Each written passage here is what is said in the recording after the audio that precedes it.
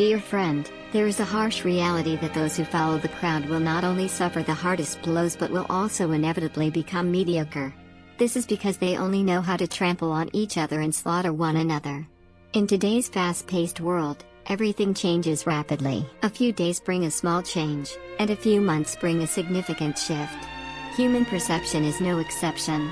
The previous generation believed that making money required accumulating small amounts into large sums, but nowadays, many entrepreneurs can earn in just 2 to 3 years what others might take a lifetime to achieve.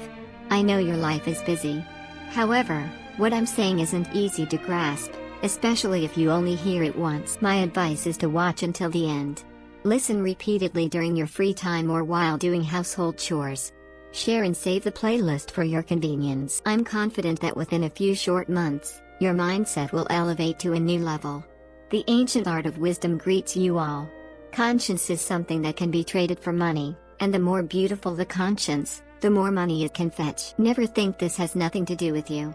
We don't deceive others, but we must guard against others plotting against us. During the Qing dynasty, a merchant from Nanyang presented a special spice called 5 fragrances. This spice, when added to soups or stir-fried vegetables, significantly enhanced the flavor, more effectively than today's MSG. It quickly gained popularity.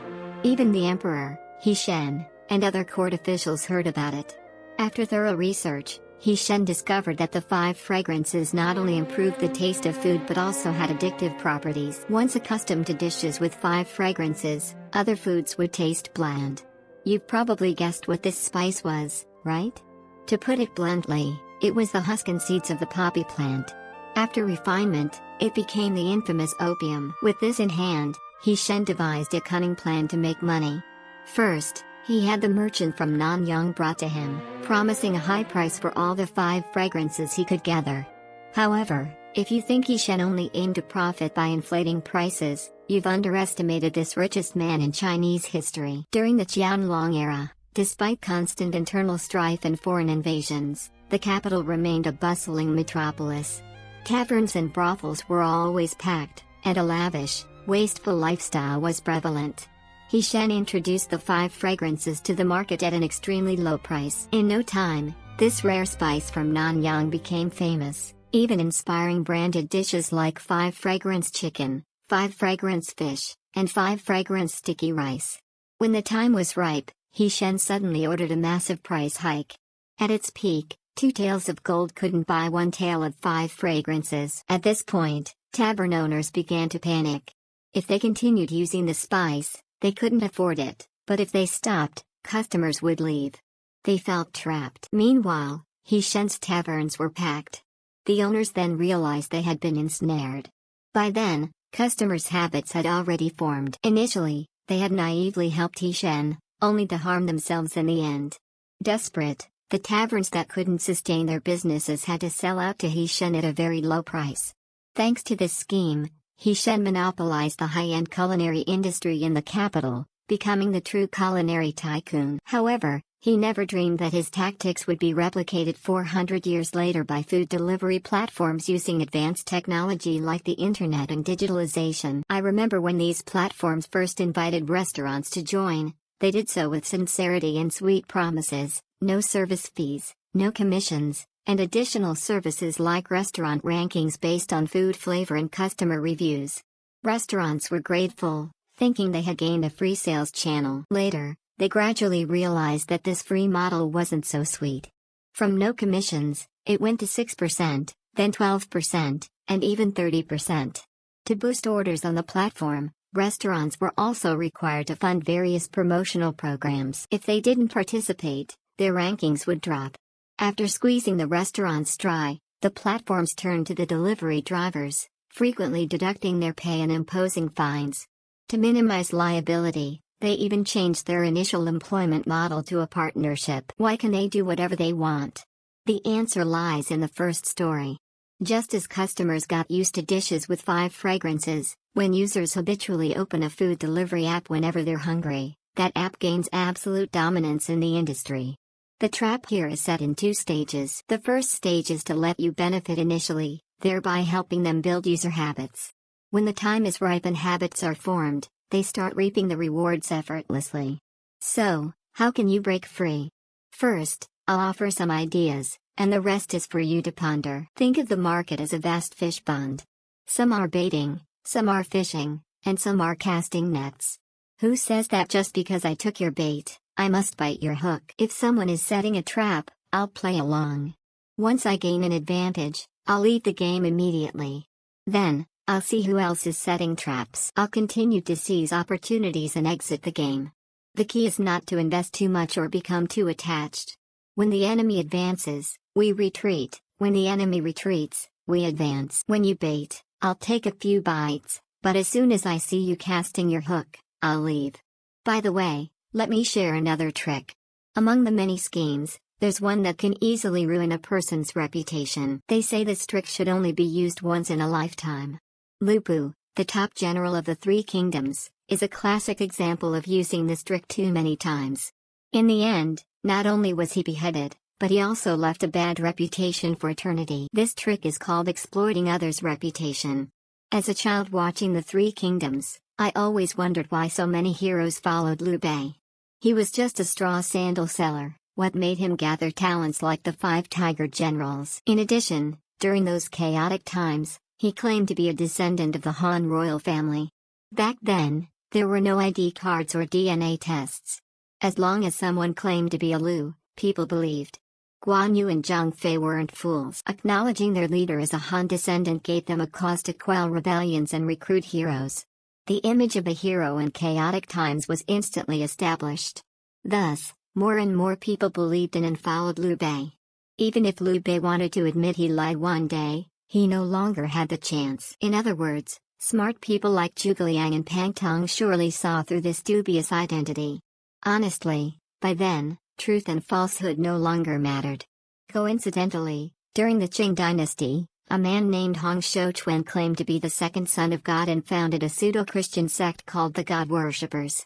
His lies were absurd, yet many believed, and the movement grew. The Taiping Rebellion caused nearly 100 million Chinese deaths, equivalent to the total casualties of World War I and World War II. Such a horrific disaster, caused by a farce, is both tragic and laughable.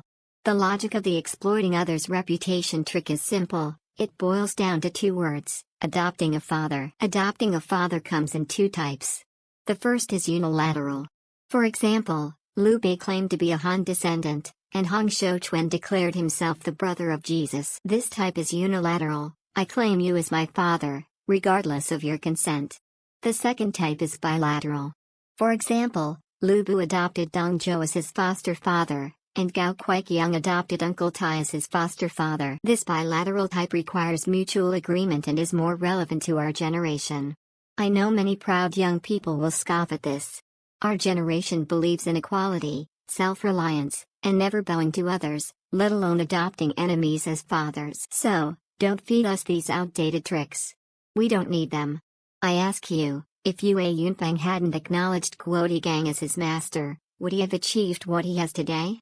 If Xiao Shunyong hadn't relied on Zhao Benqian's support, would he have made it to the CCTV Spring Festival Gala?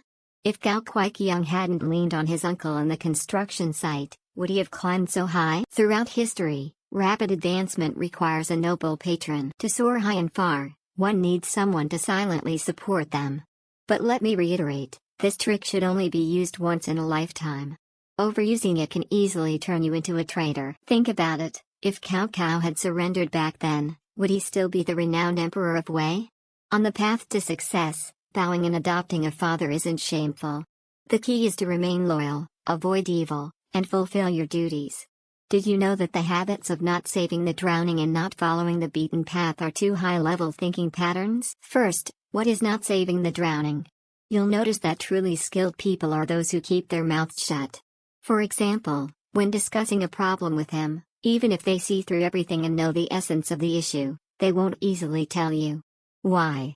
Because they understand that one shouldn't interfere in others' karma. When 2 people's perceptions aren't on the same level, the person being helped will instinctively resist, reject, or even harm you. First, it's a huge waste of your time. Once you start explaining things beyond someone's cognitive limits, you can't clarify everything in a few sentences because decision-making involves a complex system of logic and causality. One problem leads to another, and you can't solve everything comprehensively. Moreover, if the person being helped misunderstands or misapplies your advice, the final result will differ from what you said, and they might even blame you. Therefore, only fools would do such thankless tasks. So, what is not following the beaten path? First, what is the path? The path is the experience and methods summarized by predecessors. Not following the beaten path means that when we solve problems, we shouldn't rigidly follow existing experiences and methods but should combine them with our own conditions and the actual situation. From there, grope your way to a suitable path. You must know that sometimes the path before you is actually a dead end, because the path that everyone takes can only be a mediocre path, a path of assimilation. Like Lu Jin once said, from ancient times to the present, what is like that is always right. Therefore, you will realize that, if a person can do the task of seeing the path but not walking, first of all, they are very objective in evaluating themselves.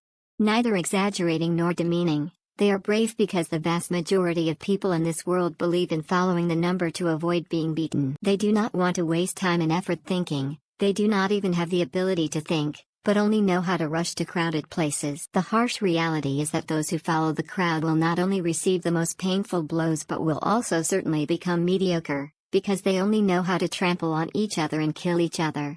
In today's era, everything changes very quickly. A few days is a small change, a few months is a big change. The same is true of human perception. The previous generation thought that making money was about saving small things to make a big change, but nowadays, many business people only need 2 to 3 years to earn the amount of money that others have to work for their whole lives. There is a very vivid example of seeing the path but not taking it. For example, in the early days of live streaming sales, it was mainly about acting and praising. The more exaggerated the script, the more the audience liked it. But if you think this is the right path and just follow it, you can probably guess the result. Because the audience is now tired of that kind of thing. On the contrary, a fairly familiar case in the TikTok market. In the early days, when everyone was following the trend of live streaming sales, there was a character, Ken Man Ling, who also sold tens of thousands of orders just by grasping the needs of the market. What he sold was a book on building channels and selling. This is a typical example of not being able to see the path but not running away. They not only considered their own conditions but also calculated the trends and changes of the platform. Thanks to that, they quickly became famous. So, you see, choosing seems to be a very simple action, just a click and it's done. But the key factor that motivates you to make the right choice is awareness. There is a saying that you will never earn more money than your awareness. Therefore, only when you raise your awareness can you make a breakthrough in life. If you have heard this far, I will give you a small reward. I will reveal to you 5 weaknesses of men when pursuing women. If you know, taking advantage of it will help you improve yourself or solve many things.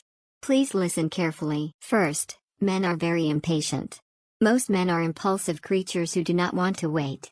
Therefore, women can take advantage of men's impulsiveness, impatience and lack of patience to make requests. However, it should not be too much because once the limit is exceeded, men will calculate the pros and cons and have the mentality of making enemies. However, women should not lose their advantage because of pitying men's impatience. It is necessary to grasp the measure, that is, women need to understand. Men are impulsive, impatient, and even persistent creatures. Second, men need to be complimented. Women can directly compliment handsome men. Regardless of whether he is really handsome or not, you can compliment him on his handsomeness, intelligence, and sophistication. Even if that man is very stupid, you praise him for being smart and intelligent, he will accept it. Third, men are also dreamers. Don't think that only women want to change their fate, change their social status, through marriage. Men also have many dreams and great expectations for women. They also want to change their fate, change their social status, through marriage. There are many such men. Therefore, the efforts, intelligence, wisdom, wealth, and status of women in modern society are also very important. Fourth, men like to brag. The men that women find are often not as good as they say. In fact, women are better at packaging themselves than men. Women's instinct is to find ways to make their appearance look better. They take advantage of modern technology to make their image more beautiful, even have the habit of acting to make others think that they have a very good personality, a rich family. In fact, things are not like that. Men will also brag more or less. In fact, men who like to brag are more loved by women and receive more favor from the fairer sex. Men who are honest and do not brag often can only be humiliated. But whether male or female, I advise you to rely on your own ability to embellish a little. Do not exaggerate or lie. Note: bragging does not mean lying. Just like a good product needs beautiful packaging, but the content must also be good enough. The product must be extremely high quality. Note: covering up does not mean lying.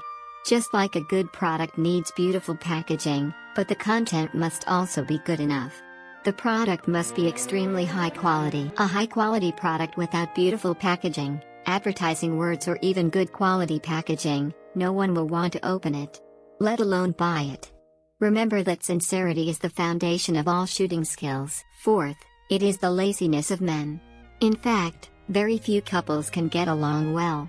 Most men and women live a temporary life. Finding someone who can live temporarily and be relatively satisfied is already better than others. So the essence is whether you can accept all the relaxing feelings of that man and then continue to be with him or not.